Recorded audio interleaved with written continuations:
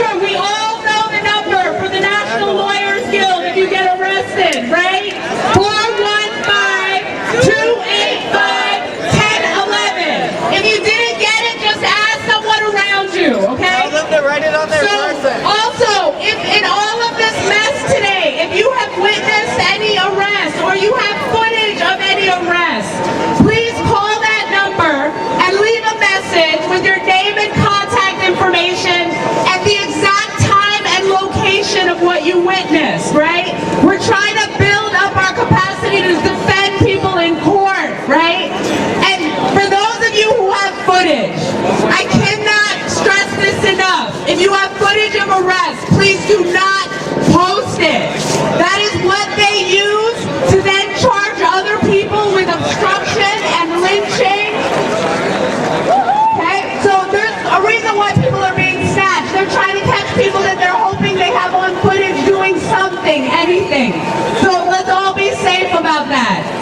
But I want to take a minute and I want to say a few words, and I feel very honored to say these words because Oakland, we just defended this space physically against those police thugs.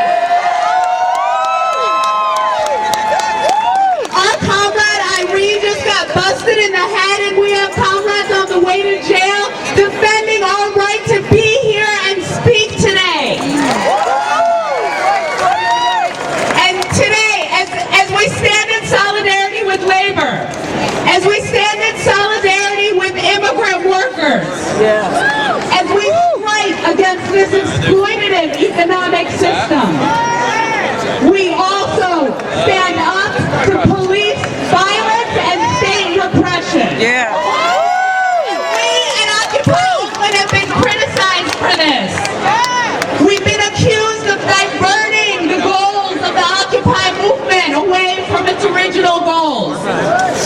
We've been accused of losing sight of our objectives. We're accused of just fighting with the police. But to those critics, we remind them that Oakland has always stood to remind this country and the larger Occupy movement that the unfair economic system we protest is maintained every day by massive police violence and military violence all over this world. From these streets of Oakland to the battlefields of Iraq and Afghanistan, the only way to maintain a grossly unequal world is through force. And that is what we saw today. And the police violence that we witnessed today, that we witnessed for the past 6 months, contrary to what the politicians tell us, to what the media tell us, then that's the response of law enforcement to the crimes of allegedly violent protesters. To them we say that what we just witnessed is the face of state repression that always rears its head whenever we challenge this system. And if we doubt this, consider, when do we ever see this? When do we ever see this kind of mass mobilization of police force? Not when there's crime in Oakland. When there's peace and love in the valley, baby.